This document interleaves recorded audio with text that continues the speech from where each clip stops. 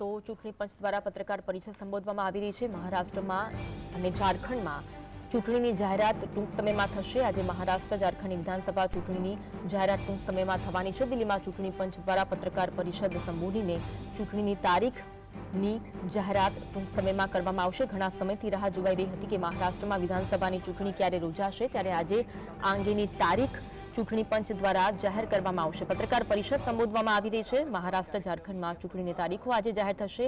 વાયનાડ સહિત 3 લોકસભા સીટોની પણ ચૂંટણીની જાહેરાત। Address by the Honorable CEC along with a very informative presentation. The copy of presentation will be shared with you along with the press note and all the details after the press conference concludes. After the address by Honorable CEC, we will be having a question and answer session. I would request all of you to kindly raise your hand and the mic will come to you. Kindly introduce yourself, your name and organization, and ask your question. Thank you so much. Now I would request Honorable CEC to kindly address me. निर्वाचन आयोग Shri Gyanesh Kumar ji on my right side, निर्वाचन आयोग doctor Sukhbir Singh ji Sandhu on my left, आयोग के वरिष्ठ अधिकारीगण और media के सभी फ्रेंड्स और इस प्रेस कॉन्फ्रेंस में जुड़े हुए सभी हमारे वोटर्स, आप सबका इस प्रेस वार्ता में स्वागत है। We welcome you all at this press conference, which is about the declaration of the schedule for the ensuing state assembly elections in Maharashtra and Jharkhand. Friends, मैं इस वार्ता को शुरू करने से पहले चुनाव आयोग की तरफ से और आपके माध्यम से सर्वप्रथम हरियाणा और जम्मू कश्मीर के सभी मतदाताओं को, वोटर्स को चुनाव में बहुत ही सशक्त दमदार पार्टिसिपेशन के लिए मुबारकबाद देना चाहता हूं, धन्यवाद करना चाहता हूं। जम्मू कश्मीर की आवाम ने जमहूरियत के जश्न को ऐतिहासिक बना दिया। भारी संख्या में पार्टिसिपेट कर अपने जमहूरी हक का शानदार उपयोग किया और जिसने लोकतंत्र की मजबूत नींव रखी है। दुनिया में सबसे बड़े लोकतंत्र के रूप में भारत हर चुनाव में गोल्ड स्टैंडर्ड्स तय कर रहा है, रिकॉर्ड बना रहा है। इन दोनों चुनावों में जो जज्बा दिखाया गया वो लंबे समय तक याद रहेगा। आप सबको वो पिक्चर्स, वो माहौल निश्चित रूप से याद रहेगा। जम्मू कश्मीर की आवाम ने जमहूरियत के जश्न में लोकसभा चुनावों में जो बुनियाद बनाई थी, उस पर एक बहुत ही सशक्त इमारत असेंबली इलेक्शंस में लिखी है और इस जनादेश ने नई आशाएं और उम्मीदों को संचार दिया है। Now it is over to the people of J&K to take this democratic journey forward. और हम एक नया गोल्ड स्टैंडर्ड और सेट कर रहे हैं। Just to remind you, just to recall, चुनाव घोषणा के समय ही हम अपना इरादा घोषित करने लगे हैं। हम अपनी विल और इंटेंट को पहले बताते हैं और उसे पूरा करके दिखाते हैं। Just to take you down the memory lane, Lok Sabha के चुनाव के समय, हम अनाउंसमेंट के समय हमने वादा किया था कि हम 4M की चुनौतियों से निपटेंगे और हिंसा, पुनर्मतदान, धन और सोशल मीडिया के दुरुपयोग की अनुमति नहीं देंगे। और आप सब जानते हैं कि हमने वो करके दिखाया। भारत के चुनावों की गोल्ड स्टैंडर्ड्स की कड़ी में हम एक और नया अध्याय लिख रहे हैं। इसी को आगे बढ़ाते हुए J&K अनाउंसमेंट के समय अगर मैं आपको फिर से याद दिलाऊं कि चुनाव से पहले किस प्रकार की थ्रेट्स थी, आतंकी हमले बढ़ रहे थे। लोग, आप सब लोगों में से बहुत लोग ये भी पूछ रहे थे कि पता नहीं चुनाव आयोग J&K में चुनाव कराएगा कि नहीं कराएगा। और 16 अगस्त को जब चुनाव की घोषणा का समय था, तो इसी प्लेनरी हॉल में हमने अप फ्रंट और बोल्ड वादा किया था। और मुझे याद है मैंने कहा था कि जमहूरियत के जश्न में आपकी शिरकत दुनिया देखेगी नापाक इरादों की शिकस्त की कहानी।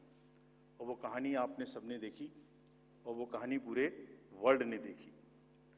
चुनाव को इंड्यूसमेंट फ्री बनाया गया और जहां J&K में चुनाव कराने का विषय होता था, वहां सीजर्स में 130 करोड़ रुपए के सीजर्स हुए, which is 100 times more than 2014 elections. तो पहले ये बात भी नहीं होती थी कि सीजर्स भी करना है, इस पावर को रोकना भी है। Similarly in Haryana, seizures were to the tune of around 75 crores, 4 times more than 2019 elections. इन दोनों राज्यों के चुनावों में भी नील रीपोल रहे. There was not even a single repoll in both the states including the state of Jammu Kashmir. कोई violence नहीं हुई, zero violence including the state of Jammu Kashmir. एक भी लाठी नहीं चली, एक भी गोली नहीं चली. आप सब इस बात के गवाह हैं. आपने देखे शिकस्त के नज़ारे. And let us give an ovation to the voters of Jammu Kashmir and Haryana.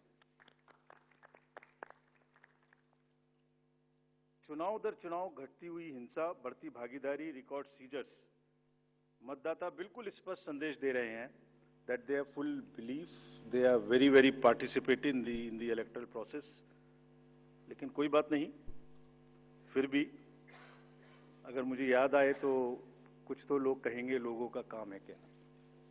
हम उसके बिना चिंता किए आगे बढ़ते हैं, अपना काम सशक्त तरीके से करते हैं, ये आपको विश्वास दिलाते हैं. So friends, now we come to Maharashtra and Jharkhand, जहां पर अब उत्सव का समय है. हाल ही में हमने झारखंड और महाराष्ट्र में विजिट की थी और वहां पर political parties, DOs, SPs, IGs, commissioners, enforcement agency सबके साथ बैठक की थी और पूरे व्यवस्था को समझा और उसका रिव्यू किया था. So before we come to the schedule, let me share some basic information about these two states with you. Total districts in Maharashtra are 36 with 288 assembly constituencies, of which 234 are general and scheduled tribes constituencies 25 and SC constituencies 29. Term of the assembly of the Maharashtra is ending on 26th November 2024. If we talk about the number of electors in Maharashtra, they are 9.63 crores. 4.97 crores male and 4.66 crores female voters. Young voters की संख्या जिस पे काफी जोर दिया गया था SSR में 1.85 करोड़ और उसमें से 20.93 lakhs are first time voters of 18 to 19 age group. If we tell you about the polling stations in Maharashtra, there are total 1,186 polling stations and at 52,789 locations. Urban being 42,604 and rural being 57,582. इस बार भी हम PWD managed booths बनाएंगे, women managed booths बनाएंगे महाराष्ट्र में भी. Model PSS की संख्या 530 रहेगी. अगर झारखंड में की चर्चा करें तो टोटल डिस्ट्रिक्ट्स की संख्या है 24, टोटल असेंबलीज 81, जिसमें से जनरल 44, एसटीज 28 एंड एससीज 9. झारखंड की असेंबली का टर्म 5 जनवरी 2025 को कंप्लीट हो रहा है और अगर झारखंड में इलेक्टर्स की बात करें तो 2.6 करोड़ वोटर्स, जिसमें 1.29 crores female and 1.31 crores male. First time voters between 18 to 19 years are 11.84 lakh and 66.84 young voters in Jharkhand also. In the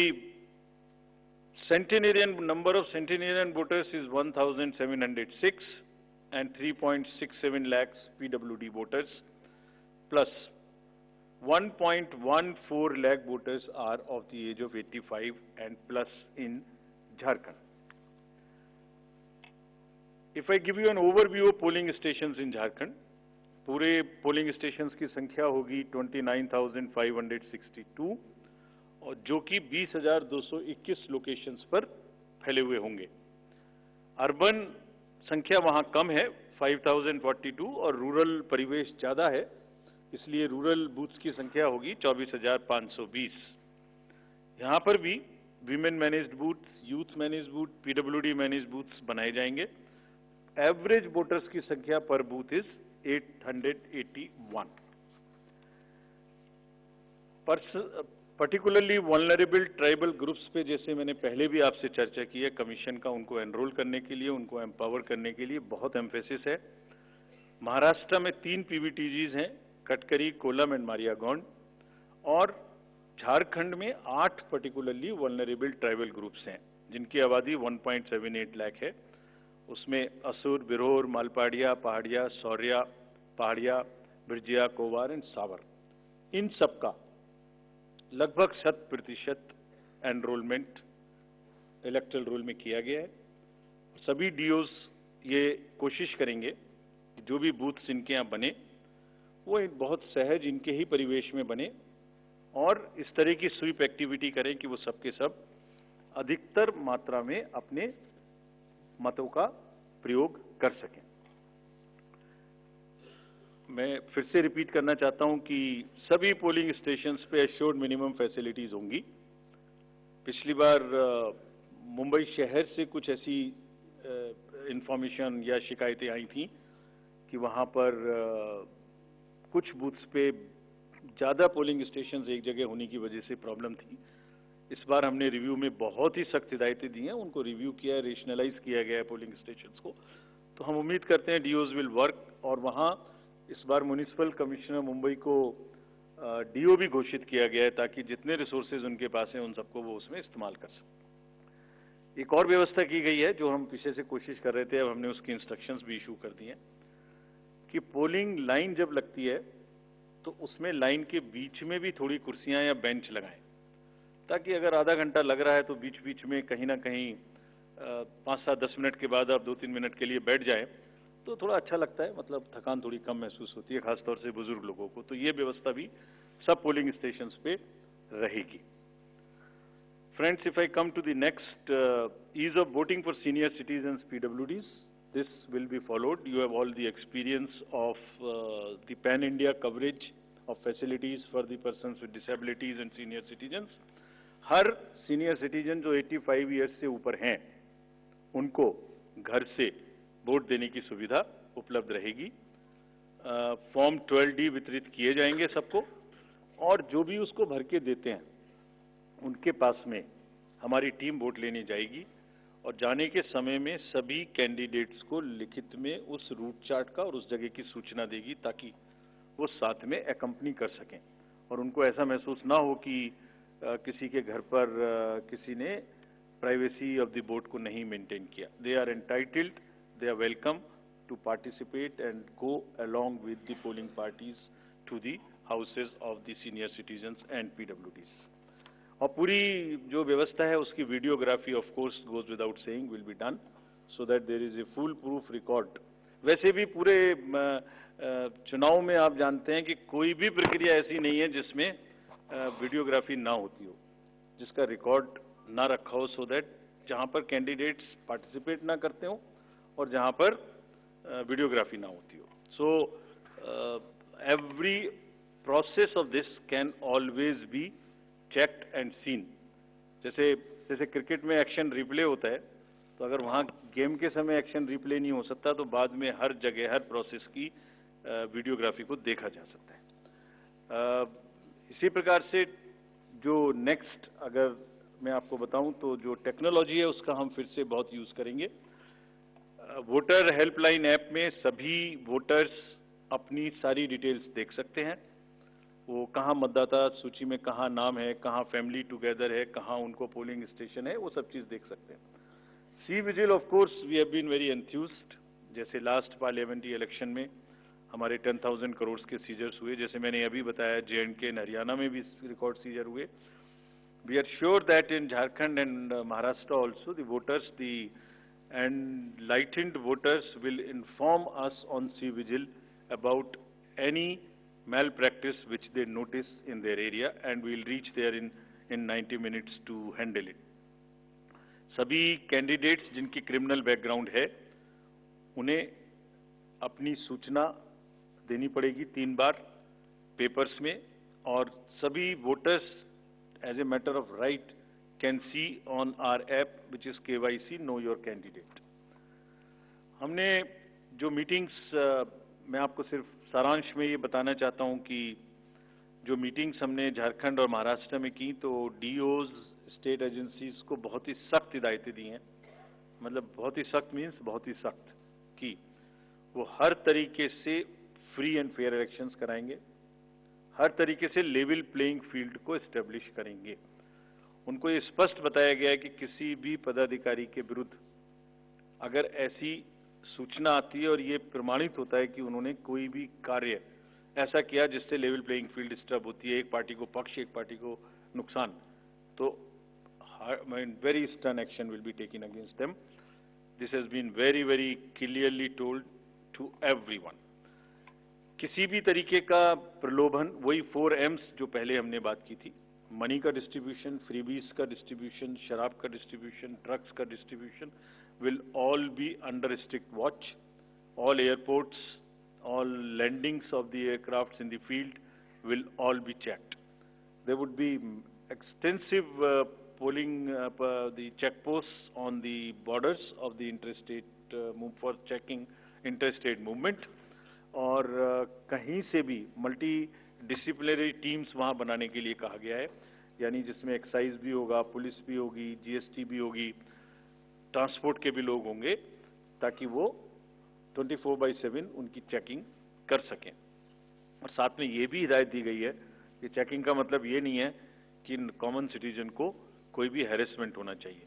that precaution must very very carefully be taken about all of them.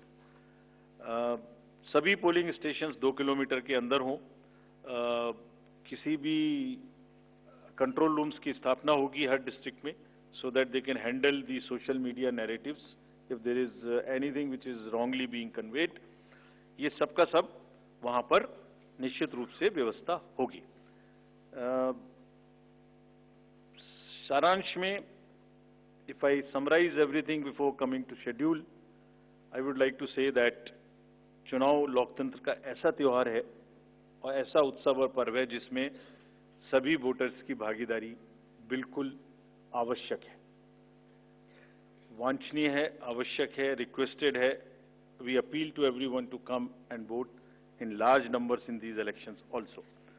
साथ ही सभी राजनीतिक दल, सभी candidates से भी अनुरोध है कि पूरे नियमों का पालन करते हुए कैंपेनिंग के दौरान निर्भय होकर कैंपेनिंग करें। लेवल प्लेइंग फील्ड एस्टेब्लिश करना हमारा काम है, लेकिन उसको वायलेट ना हो, उसमें कोई एक्सेसेस ना हो, ये उनका भी काम है। Now I come to the schedule for Maharashtra. This will be in single phase.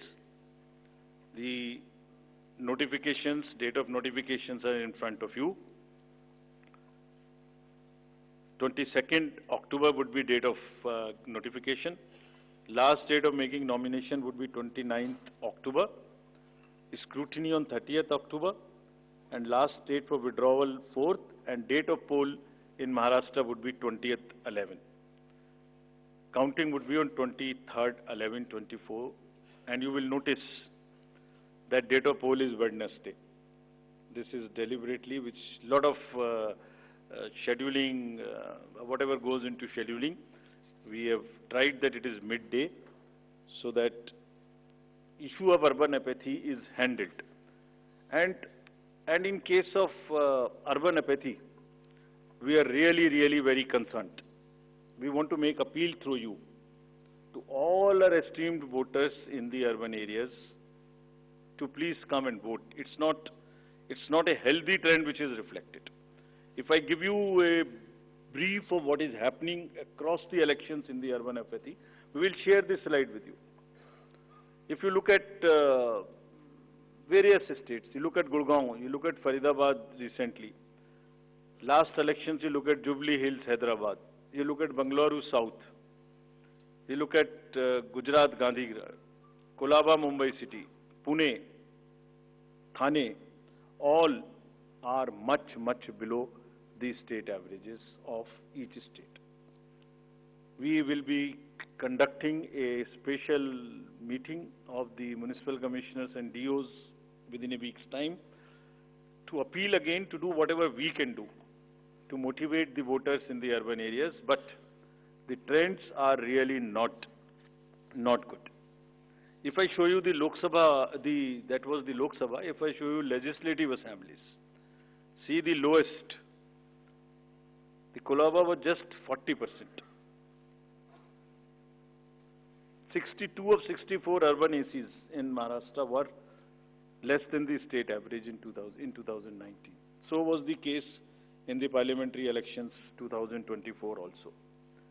And just to give you a contrast, if you compare, so what was the situation in Lok Sabha in Kalyan was 50%, Mumbai South 50, Mumbai North, Thane, Pune, Mumbai South, everything 53%.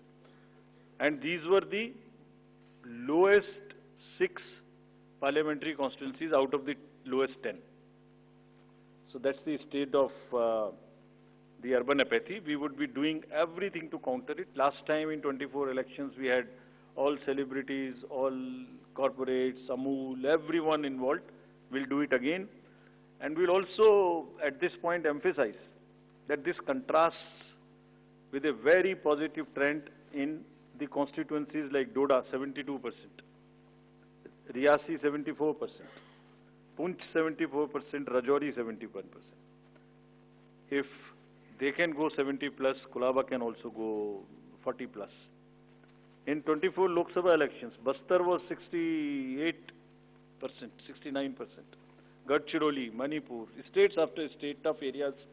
So we'll be requesting through you, we'll have a special drive this time for the slum areas in urban areas and also the colonies, all alike, to have a real urban push.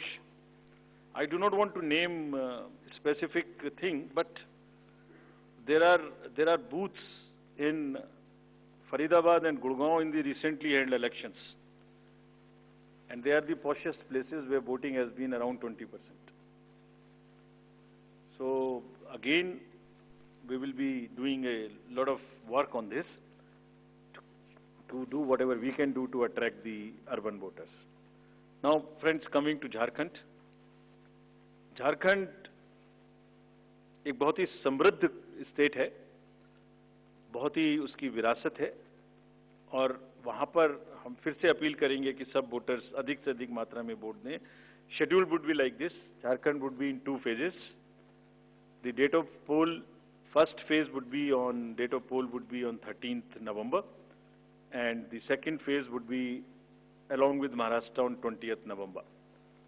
So the date of issue of notification for Jharkhand phase 1 would be 18th, and for phase 2 would be 22nd, along with Maharashtra.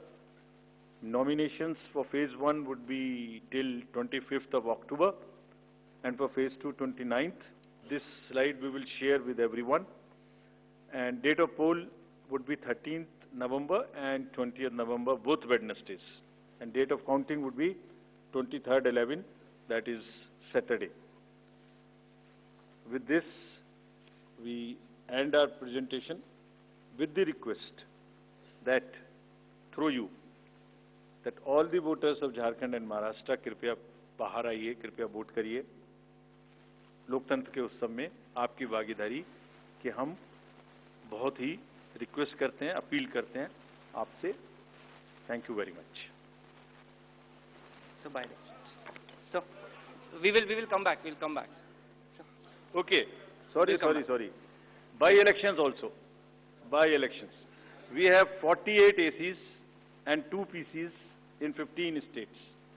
They will also undergo the elections this time. All the 48 ACs and 2 PCs, the schedule would be like this. All the except 1 AC and 1 PC, where because of the festivities in some region, all 47 ACs and 1 PC of Kerala would undergo the election along with the phase 1 of Jharkhand. The same schedule. 13th November would be date of poll, and only for 2 ACs, one for assembly and one for parliament. That is Kedarnath in Uttarakhand, because on 12th there is gazetted holiday and dispersal of the parties takes place on that day. Therefore, it is on 20th. And similarly for Maharashtra, except that everything would be on during the first phase. Thank you very much. Thank you, sir, for the very comprehensive briefing. Now we will take questions from the media. Please, the gentleman in the blue shirt, please. Thank you. Sir, मेरा नाम प्रशांत लीला रामदास है। मैं news 18 लोकमत से हूँ और मेरा एक सवाल इस तरह का है कि कांग्रेस ने डिमांड की थी जो वहाँ के पुलिस महासंचालक है रश्मि शुक्ला, इनको हटाने को लेकर, इसको लेकर आयोग क्या सोच रहा है और उस पर क्या निर्णय होगा? Question from that side also. From the pink shirt, second row, Mr. Shailesh Yadav.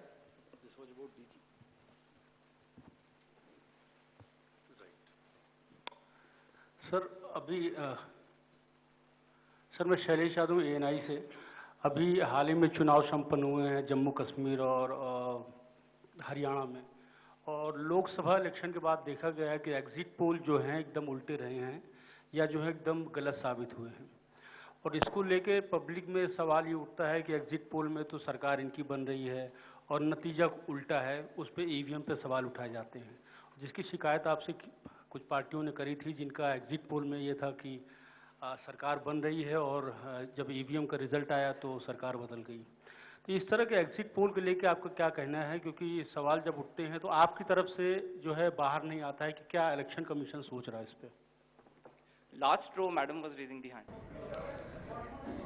તો મહારાષ્ટ્ર અને ઝારખંડમાં વિધાનસભા ચૂંટણીની જાહેરાત થઈ ચૂકી છે। મહારાષ્ટ્રમાં એક ફેઝમાં વિધાનસભાની ચૂંટણીની જાહેરાત થશે 20મી નવેમ્બરે એક ફેઝમાં મતદાન થવાનું છે। વાવ વિધાનસભા બેઠકની પેટા ચૂંટણીની પણ જાહેરાત કરવામાં આવી છે। તો વાવ વિધાનસભા બેઠકની 13 નવેમ્બરે પેટા ચૂંટણી યોજાશે। ચૂંટણી પંચ દ્વારા પત્રકાર પરિષદ સંબોધી આ તારીખોની જાહેરાત કરવામાં આવી છે। વાવ વિધાનસભા બેઠકની પેટા ચૂંટણી હેનીબેન ઠાકોર જે સાંસદ બન્યા બાદ ત્યાં પેટા ચૂંટણી યોજાવાની છે।